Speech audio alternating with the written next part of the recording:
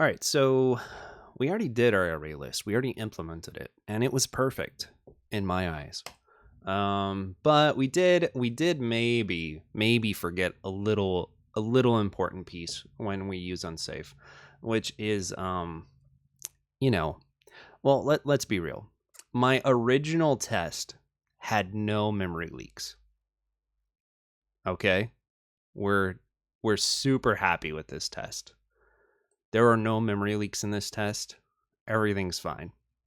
But all we're using are U8s, very simple type, very simple data memory representation.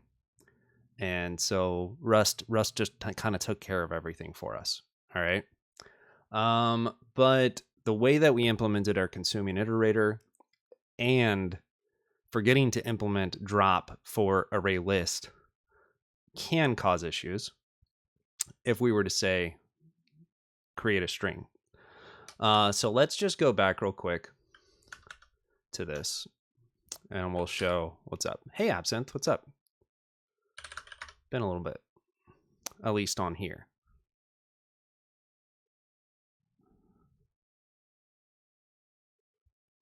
Yeah, totally, Amit. And I think that's part of it. And anytime you talk, I mean, I haven't done this myself, so I don't want to like speak from other people's experience. But from what I've seen online, is that anytime someone talks about using unsafe, Rusty people are like, no, you don't need that. And they're probably right most of the time. They are disincentivizing you. They're saying use all the safe things that you have. But the problem with that is, like with a lot of things, sometimes there's this tendency to infantilize people and say, and I mean, because the nature of the Rust language, it's not that surprising that this is something that happens in Rust. Because the whole memory safety, memory guarantees, et cetera, et cetera. What am I trying to say? That it's kind of like this same feeling that we get from other places. Like this happened in the Grokking Algorithms book when I started reading it. All these different things. You don't need to worry about that. Let other people worry about it. Oh yeah, well, library authors have to use unsafe sometimes, but you should never use unsafe. And it's like, well, what's the difference between me and a library author? Like, not a lot, right? And then even there's also a culture of like, don't use any libraries that use unsafe. And I get all of that. I'm not saying that's even a bad thing, but I think sometimes that deters people from learning as much as they could have otherwise. So I don't know. Hopefully that was somewhat clear what I was actually trying to say. So let's go ahead and check out. Let's see. I think it would be head 3.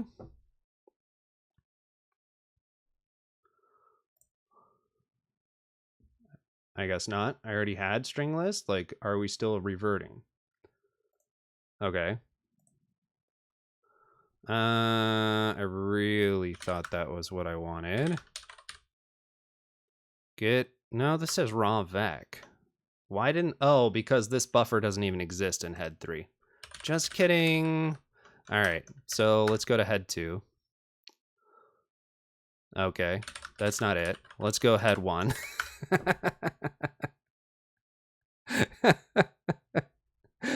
Oh dear. Okay, let's go back to head. I thought I had more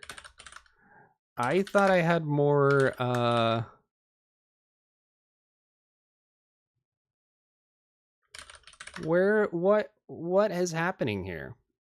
Did I forget how to use git? That's possible. Okay, let's go back to this commit. We'll just use hashes instead of me trying to do this a special way. All right, here we go. So here is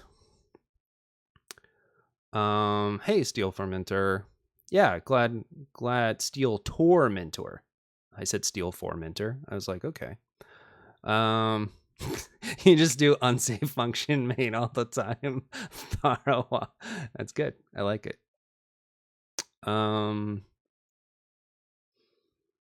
Oh yeah, absolutely. You definitely need unsafe to implement certain structures, unless you want to do dumb things like use vec as your underlying, your underlying data, like your underlying data source, which is very non-ideal.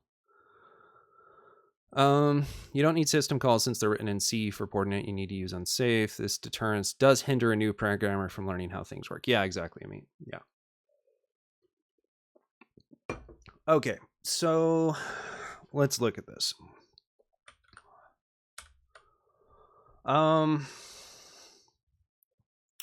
It's Vex all the way down. All right. So here's where we were before. Okay, we'd created an array list. We've got a U8 new. We're all happy. We think we're in a good state. Our tests all pass. All of this is fine, right? If we wanted to, we could use Miri on here. So Miri is something you have to install yourself. It is a plugin for Cargo, and it only works with the nightly toolchain. So you have to do Cargo, assuming you don't have nightly set as default. You have to do Cargo plus nightly Miri test array list, right? And you don't have to. You have to do through the array list, just because I only want this one thing passed, right? So this should not have any memory leaks. So we could think that our data structure is fine. We don't have any memory leaks. And that's because all we have are straight up integers on the stack. And when we call our dealloc in raw vec has a drop implementation, right? And we're calling dealloc there, right here.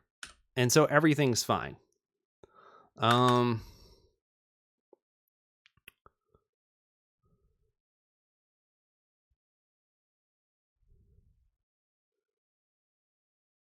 For real, you had to use unsafe to wrap a C library in Rust. See, that makes complete sense to me, Para.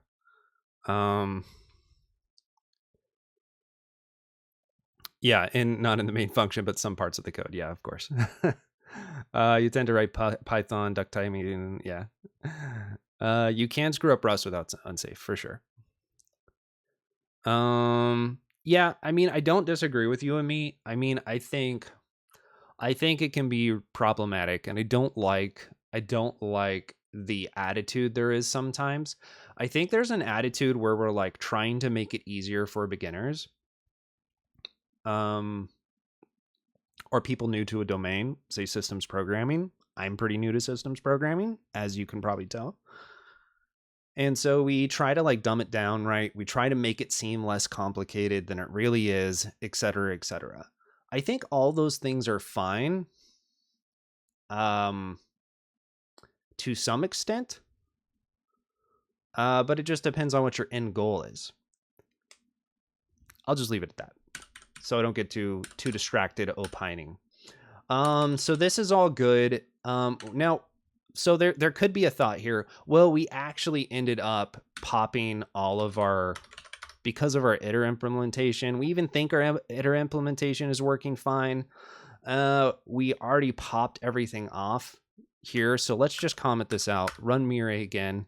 There's still no memory leak because, again, they're just integers. We just had to dealloc that little contiguous memory block, and we're all happy, right? So, but there is a problem. And the problem is, let's check out the next one. Let's go main, because I don't do this that often. I forget how to do it. Let's do this.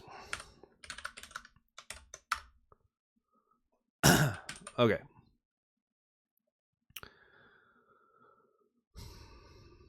You're trying to learn Go with the goal of replacing Python as my go-to language. I think that's a great choice, Absinthe. The fresh out of boot camp brand of programmers can introduce problems in a team. Yep. No disagreement there. Okay. So now we've implemented drop. We think we're okay. Again, like my code hasn't changed here. So just as a reminder of how Miri works, which we didn't really talk about, Miri is just looking for memory leaks in the actual behavior of your program. It's not looking for memory leaks in like all of your data structures. It's not going to create test cases for you and say, oh, well, this actually is unsound or unsafe or whatever it is. So there's all of that. So what we can do next. All right, so this is a very naive drop. And this actually works fine for most cases. And we can actually show that. I guess that is actually in the latest version of the code. We can just go to main. Because this is basically the same. And we'll just comment some shit out. So here's our drop for our actual array list. The drop v explicit call is actually unnecessary because drop, like when something is owned in explicitly in a scope, drop is implicit. So we could just say self.pop and not have anything in this scope, in this body. Block, that's the word I was looking for. But I kind of like the explicit call to drop. Hey Shreyas, what's up? Steel Tormentor says, you had a similar discussion. Let's say in the future, 90% of low-level system softwares are rewritten in Rust. The thing that can be learnt from C would be like a lost knowledge. Yeah. No disagreement there.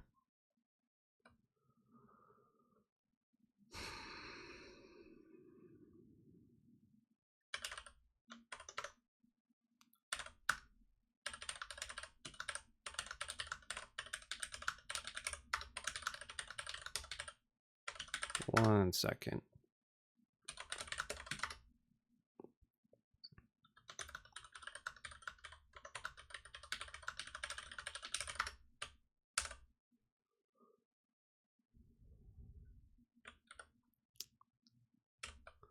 Okay. So this is the somewhat naive drop implementation. It actually will work for most of the cases. And if we have this string list, let's just take iter out of the picture for now.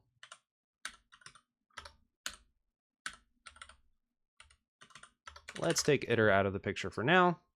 We have this string list. Now, what makes string different? String can't be on the stack, right? Because string is an unsized type. So string actually doesn't store all of these the way integers are stored, right? In that same contiguous memory heap. It's going to just have pointers and capacities. It's like having little vecs.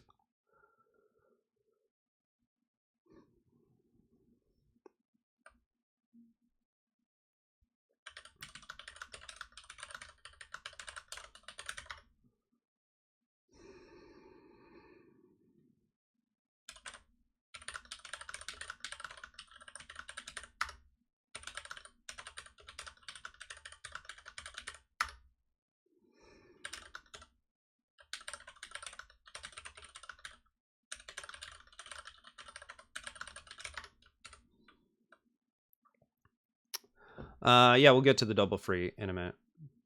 Okay. So now with this and our naive implementation of drop, we can actually see, there we go. There should not be any memory leaks. Yay, we're happy. Okay, so let's go back to the code we had before, which was before we dropped, right? And let me actually just comment all this out. Not what I meant to do.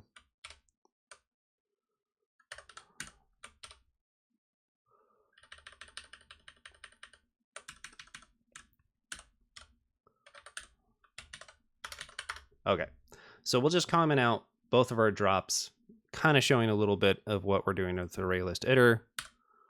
But here, I would expect there to be a memory leak. Let's see if Miri agrees. How about it? So if we go up here, we get this nice little error, memory leaked. And I forgot that selecting in tmux makes it go to the very bottom. And Miri tells us exactly where all this happens. And it gives us a lot of good information about what is actually leaked. Okay. So this is really nice. And it tells us that there's a memory leak, where it is, etc., right? We know it's in string list works. It's all here. And just to kind of like show one more thing.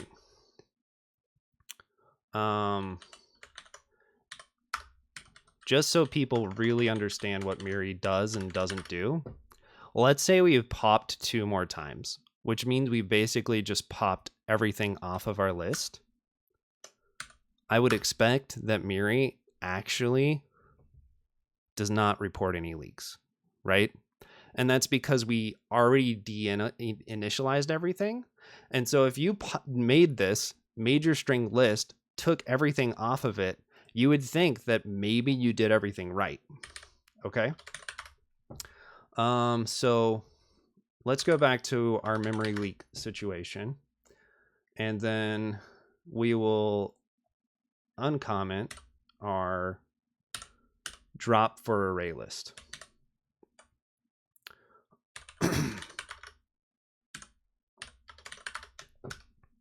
Okay. And we should still not have memory leaks in this situation, right? And that's because, again, we're dropping everything. Yay. So we fixed our memory leak.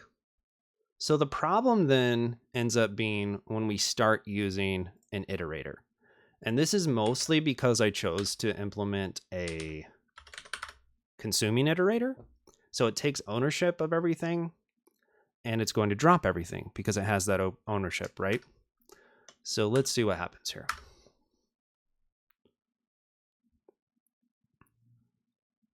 All right, Miri says there's a problem. Let's see what it says. We're getting there. We're getting there. Here it is. Out of bounds pointer use, alloc 82703 has been freed. So this pointer is dangling. So this is the error Miri is going to tell us. And actually, if I just run this, this is the same error that I get from the actual Rust compiler. This just means I did a double free, right? So that's pretty much where we're at here. Miri gives us some really good information. It says, again, same alloc 82703 was allocated here, hey2 string, was deallocated here, right? It's saying, oh, you deallocated this hey, right? When you called iter.next, right? This line here. So we've got that scope. Rust automatically calls drop once it's out of scope, and we go and we go. Yeah, so why did this happen? So we can look at our iterator implementation to understand why this happens. This wouldn't always happen, but because of the way our iterator is implemented.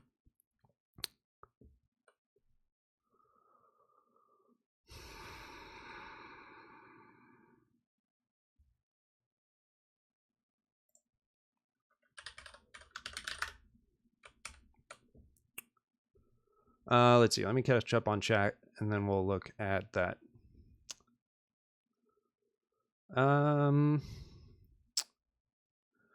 Talked to my friend today. He told me about a small incident. He told everyone that worked under him that to be a good programmer, you need to learn a low-level language to understand memory, but most of them got offended.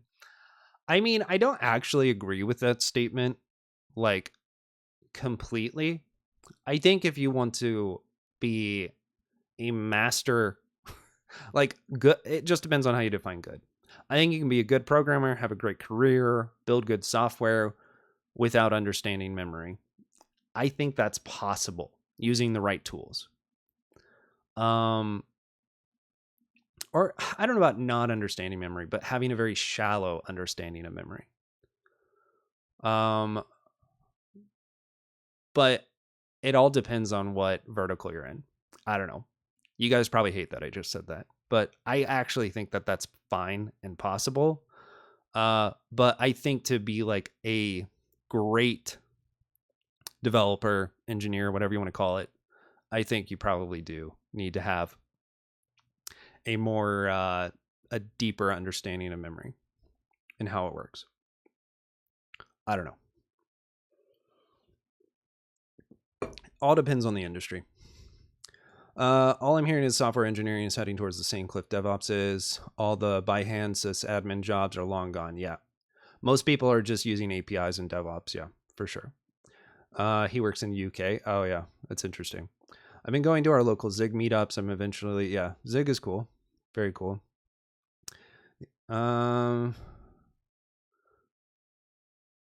Yeah, more people should get in. Yeah, I think there's a lot of growth to be had in just learning about DSA and memory, etc.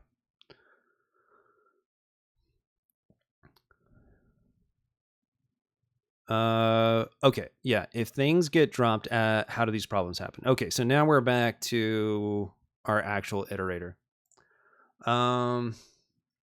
Okay, so I changed the iterator implementation a little bit from what I had before. Maybe we should go back to my old iterator implementation real quick, just so you guys can see that. Yeah, we'll just stash that and we'll go probably here. Should be fine. Okay, here's my original iterator implementation. We have our ArrayList iter struct. It has a pause and it has a list, the ArrayList or vec owned, right? The main reason that double frees happen in this case is because we're using pointer read, we're creating a bitwise copy of the value, right? So we just pass pointer read, the actual pointer that we want to read.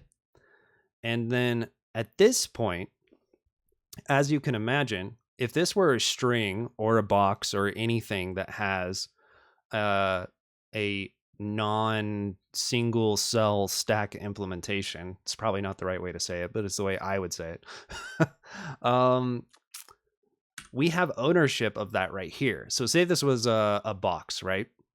Or it could even be a vec at the end of the day, right? Once this owned box, we'll just call it a box for now. Once this owned box goes out of scope here, Rust is going to call drop on this value. And when it calls drop on that value, it's going to drop that pointer and it's going to drop what it's pointing to, right? So in the case of box, it's going to drop the data that's on the heap that it's pointing to, right? So that's all good, but if all I have is an ArrayList drop implementation here, then it's already called drop on this value here, like the box, and then I'm also going to call drop here, right? Because I didn't mutate the underlying ArrayList at all. So we have two bitwise copies of a pointer, and those bitwise copies of pointer are still pointing to the same data. But that data has already been deallocated once, so it can't be deallocated again, right? So that's how the double free happens. Does that make sense? I don't think I explained it that well.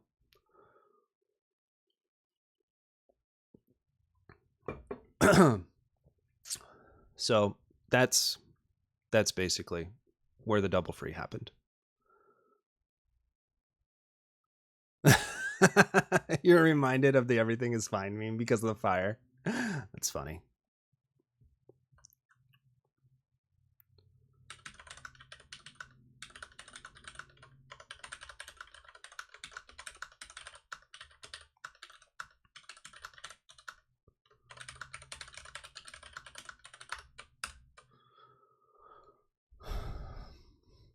That makes sense? Cool. Okay. It was a pretty grug explanation. Okay, so let's go back to main. Let's pop our comment back on so that we still are in our double free state. So we went over like how I originally implemented ArrayList, and then I changed it. So I could do this a different way. I could have kept pause, but let's just walk through how I did it first, and then we could talk about how we could do it differently. So again, this is a consuming iterator, right? I'm taking ownership of everything in the vec. The standard library does this a little bit differently, which we can look at after this. I think it's interesting to see the different ways of doing this. Theirs is not unsurprisingly much more robust than mine. Firing clearly everything is not fine using Rust unsafe even. That's funny. Yeah, you're totally right, Amit. Yeah. So instead of using pause in the list, I'm going to actually just use a pointer. I decided to just use a raw pointer because a non-null pointer makes things annoying. It adds some complexity. It's great for the data structure, but for this case, it's easier to just work with the raw pointer. We're already using unsafe anyway. Using the raw pointer is not really going to make our code any more unsafe than it already is. Okay, so that's our ArrayList iter struct, and then what happens when we call next? In this case, we're going to check if list len is greater than 0. So this is different than I did before. I had a pause and I compared that to list len, right? We're going to still do the bitwise copy of the pointer, but instead of updating pause, we're going to decrement list len, see if there's any more elements in list len after we're done with this next, and then just update the pointer to the next pointer, right? So this is saying, okay, I do have another element that can be a next. So let's update self.pointer again to that next mutable pointer. And that's all that the next is. It's pretty simple. Now this is great and all, but it still has the double free, right? We still have the double free issue. Let's just run it one more time, just so we're so convinced that we have a double free.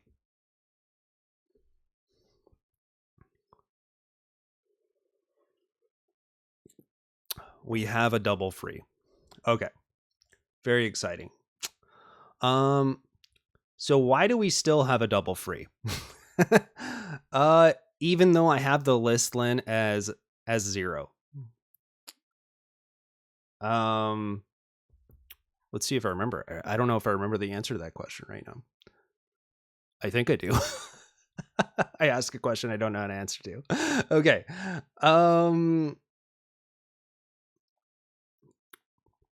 Why do we still have a double free? Oh yeah, that's right.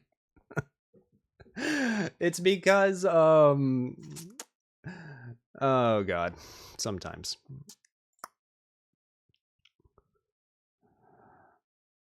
Is the code publicly available on GitHub? Yeah, it is.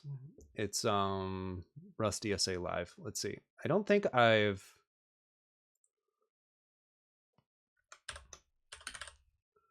Rust DSA live. There it is.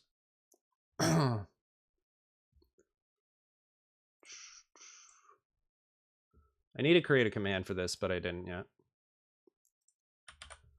This is the current state of the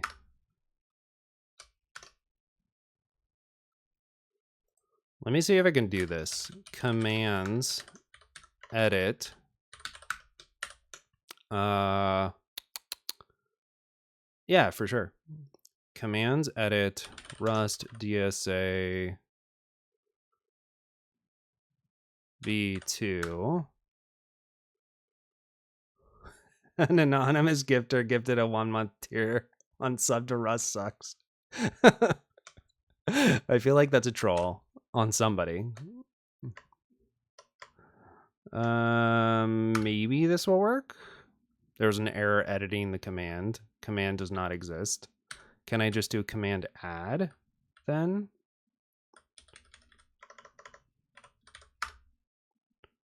Ooh. Okay. It's not the most beautiful command in the world, but there it is. Okay.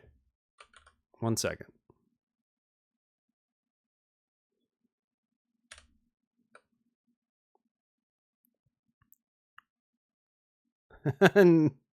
Gave wasn't me a tier 1 sub. Well, I appreciate the gift subs. It's really funny. Maybe there's a cooldown on it, Or maybe I have it where only I can do it. That's also possible. I don't know, Shreyas. I'll add it properly in a second. I just have to remember what the hell's going on here. Right, so we have Alec 82703 has been freed, so this pointer is dangling. Again, we have the double free in this case.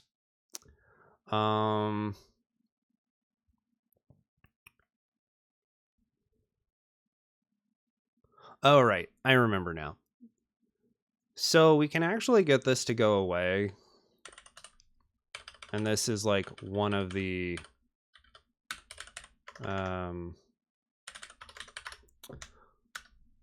we can get this double free to go away by simply exhausting the iterator, if I remember right.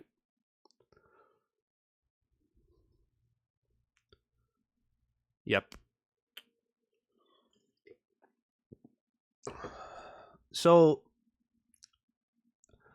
the error is a little bit confusing. I don't know. Maybe we can parse this a little bit together. Because it's saying that the double free is on hay. Why is the double free on hay? Why would the double free be on hay?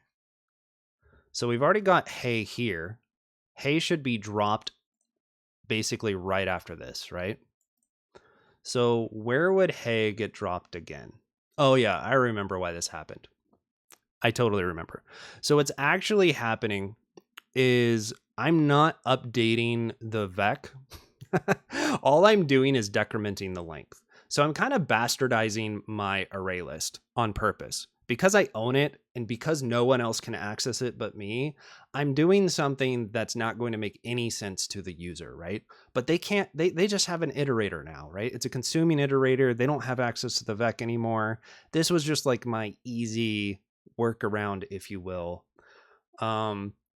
So even though that's the case, unless this length is 0, self.pop is still going to run when the ArrayList drop runs, right? So that's the problem. So once I did this and I realized, okay, exhausting the iterator actually gets rid of the double free. Not to say this was my way of actually solving this originally, but then I realized all we need to do is have a drop implementation for ArrayList iter, right? So our drop implementation for ArrayList iter simply exhausts the iterator. Like, are there better ways of doing this? Yes. We can look at the way the stdlib does this. I mean, essentially what I wanted to do is reuse the most amount of code possible and not have to like do my own dealloc and keep track of all of the data that's already in vec and rawvec, right? So in this case, I am basically duplicating the ArrayList. Like the ArrayList drop and ArrayList iter drop is almost identical, right? It has the same idea. Exhaust all the elements, make sure all of them get drop called on them. That way we don't have a double free, right? So once we comment that out, we no longer have our double free situation.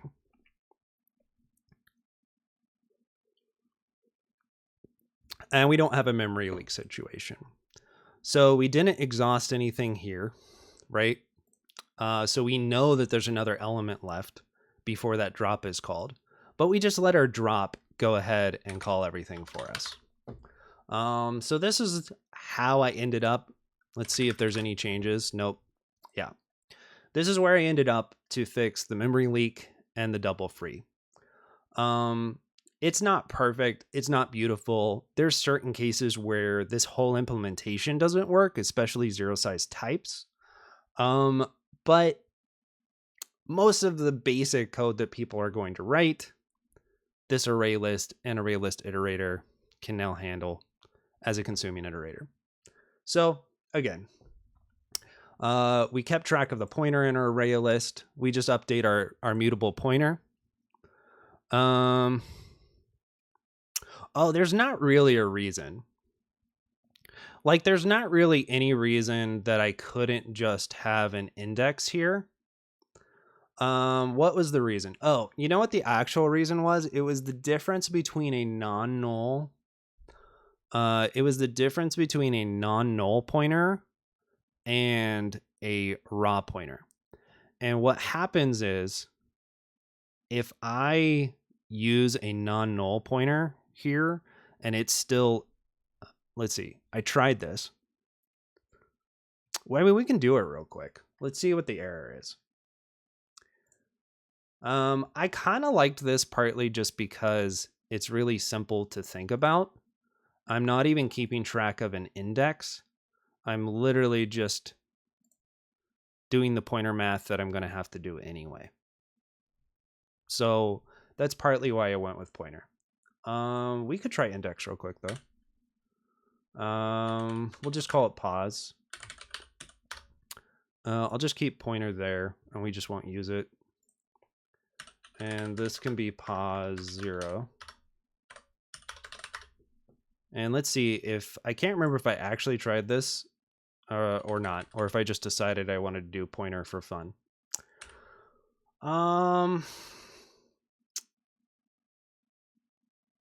So, oh, maybe that's actually why. Let's see. This might have been why I decided to do that. Because my little, does my little pointer at offset? No, pointer at offset is fine. Okay. I thought maybe that was why I decided to do it that way. Okay. So instead of this, we're going to say, oh wait, actually we want all that. Pointer.read is fine. We just want to replace self.pointer. Man, this is not working very well. Typing, that is. So what do we have? Pause? Yeah. So we would just say self.list.buff. Actually, we can just do the self.list.pointer. Oh, this, I think this was part of why. No, that's not true either. I don't remember why I did it this way. Besides that, I like the simplicity of the pointer. Okay. And then here we would actually just probably say something like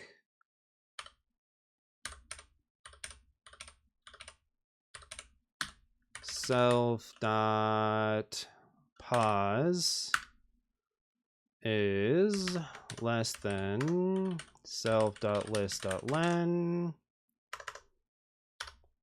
Okay. We wouldn't want to do that. And then we'd say if self.list.len is greater than 0. No, we wouldn't do that. We would say self.pause plus equals 1. And I guess we don't even have to do that part, right? We're not having to put the pointer up at all. What's up, that guy, Doro?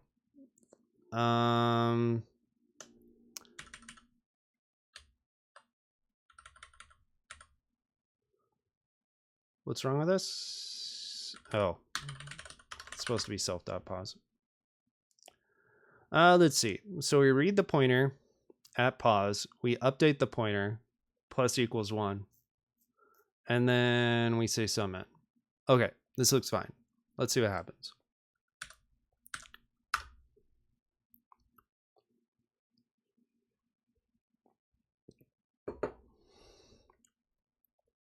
Okay. 1 second.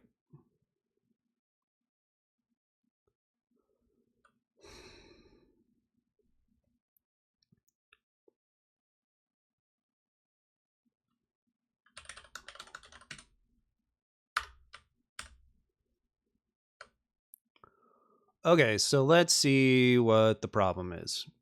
Right. So the problem is we still had a double free. Yeah. And the double free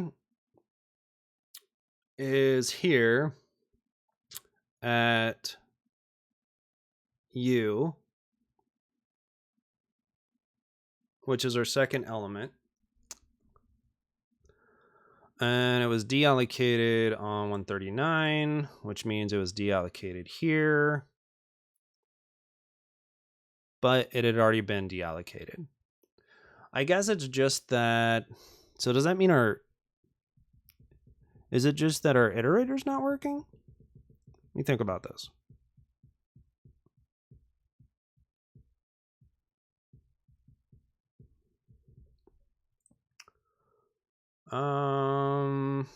I wonder if it's because of the pointer now and it's actually fucking up because it's trying to drop the pointer a second time this way. Let's see if that's actually what's happening.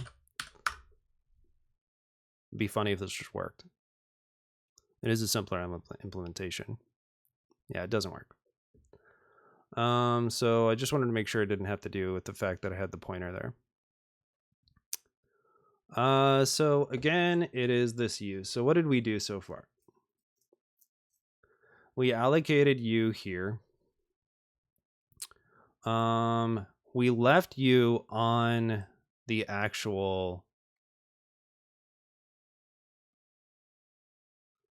iterator. We didn't exhaust it. So where did it get freed the first time? It was deallocated here and drop V. And then it tried to free it again. I'm guessing it tried to free it again in self.pop. Does that make sense? Oh, right. Because here, because of the way self.pop works, the vec is still trying to deallocate everything again. That's why. So instead of having to keep track of pause and len, I decided to just do len. That's pretty much why. Do you need a drop implementation now? Yeah, you still need a drop implementation on the actual iterator. I don't see how you wouldn't.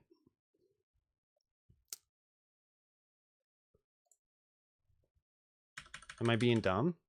I mean, you know more about systems programming than I do. So maybe I'm being dumb. We can try that. Maybe you're right. That would be really funny.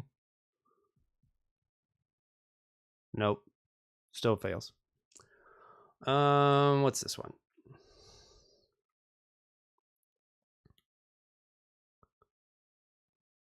Yeah. Right, because yeah, of course. Because anything that we got from iNext, right, ends up getting deallocated, and then when we run through our vec, we end up deallocating it again. So this implementation, I think this would work fine if we did self.list.len minus equals 1, but then we're kind of like back at square one, right? The other thing that we could do, this might work, is if we go here and we drop everything, and then we say self.list.len. I think this will work as well.